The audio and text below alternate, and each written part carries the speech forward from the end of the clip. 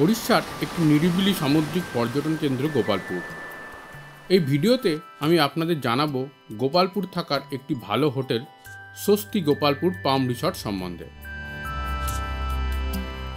স্বস্তি গোপালপুর পাম রিসর্টে পৌঁছাবার পর চেক ইনের সময় প্রথমেই দেওয়া হলো ওয়েলকাম ড্রিঙ্ক।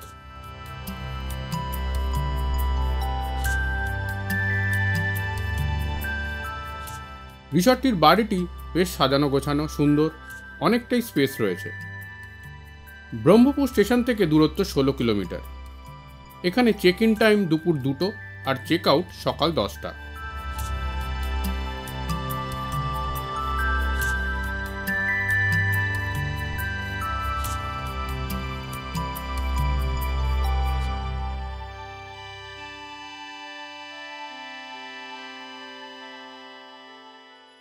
এখানে রিসেপশন বিল্ডিংয়ের সাথে যুক্ত অংশেও থাকার রুম রয়েছে। এছাড়া আলাদা রিসর্ট কোয়ার্টার টাইপ বিল্ডিংও রয়েছে, সেখানেও ইন্ডিভিজুয়াল রুম রয়েছে।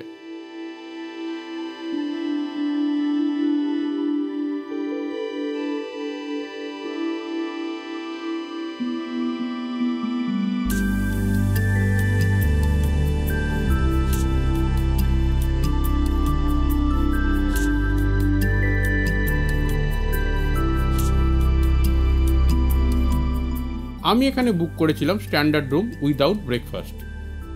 পৌঁছে গেলাম রুমে। যথেষ্ট স্পেশিয়াস, পরিষ্কার পরিচ্ছন্ন, সুন্দর রুম।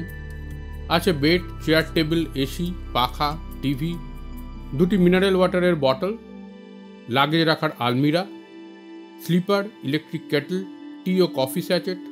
বাথরুমে রয়েছে গিজার, টাওয়েল, সাবান, হ্যান্ডওয়াশ, শাওয়ার ক্যাপ এবং ক্রিম। এছাড়া রয়েছে ইনবিল্ড রেস্টুরেন্টের মেনু কার্ডও। এই রুমের টেরিফ পড়েছিল 2318 টাকা। রুম আপনি swastihotels.com এর ওয়েবসাইট থেকে সরাসরি টেরিফ দেখে বুক করে নিতে পারেন। লিঙ্ক আমি ভিডিও ডেসক্রিপশনে দিয়ে দিলাম।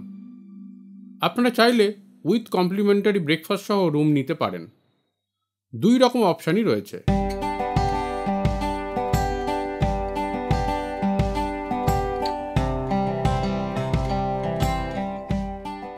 এবারে বলি আমরা গোপালপুর পৌঁছালাম কিভাবে, বা আপনারা কিভাবে পৌঁছাবেন। আমরা এখানে এসেছি পুরী থেকে। পুরী থেকে দুপুর 12টায় 18417 পুরী গুনপুর এক্সপ্রেস ছাড়ে। সেই ট্রেন ধরে প্রথমে পৌঁছেছিলাম ব্রহ্মপুর স্টেশন। ট্রেনটি ব্রহ্মপুর স্টেশনে পৌঁছায় দুপুর 3:55। ব্রহ্মপুর স্টেশনে নেমে স্টেশনের সামনে থেকে একটি অটো রিজার্ভ করে পৌঁছেছিলাম গোপালপুরে। অটো ভাড়া 400 থেকে 450 টাকার মতো নেয়। দূরত্ব প্রায় 15 কিলোমিটার। এছাড়া হাওড়া থেকে ব্রহ্মপুর সরাসরি ট্রেনেও আসতে পারেন। প্রধান 2টি ভালো ট্রেন হলো 12839 চেন্নাই মেল এবং 12863 হাওড়া সম্বলপুর এক্সপ্রেস। এছাড়া আরও বেশ কিছু ট্রেন রয়েছে।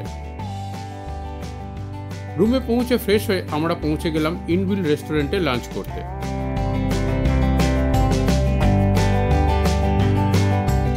লাঞ্চে অর্ডার করেছিলাম ভেজ ফ্রাইড রাইস আর চিলি চিকেন। চিকেন খাবে? চিকেন খাবে আর কি রাইস খাবে?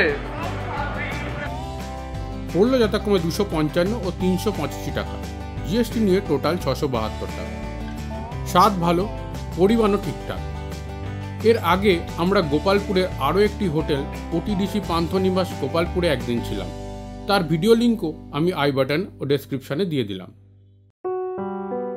লাঞ্চ শেষ করে আমরা চললাম গোপালপুর সি বিচের উদ্দেশ্যে। হোটেল থেকে বিচ দেখা যায় না, তবে হাঁটা পথে দূরত্ব 10 মিনিট। হোটেল থেকেই দেখা যায় লাইট হাউস। সেই লাইট হাউসের পাশ দিয়েই রাস্তা। এই লাইট হাউসে টিকিট কেটে আপনারা উপরে উঠতেও পারেন। পৌঁছে গেলাম গোপালপুর বিচ। সূর্যাস্তের আগে বেশ সুন্দর পরিবেশ। সেই কলিঙ্গ রাজত্বের সময় থেকেই এই গোপালপুরের পরিচিতি। প্রথম বিশ্বযুদ্ধের সময় গোপালপুর একটি গুরুত্বপূর্ণ মিলিটারি পোর্ট হিসেবে ব্যবহার হতো বার্মা যাওয়ার জন্য। ভুবনেশ্বর থেকে গোপালপুরের দূরত্ব 174 কিলোমিটার এবং পুরী থেকে 172 কিলোমিটার।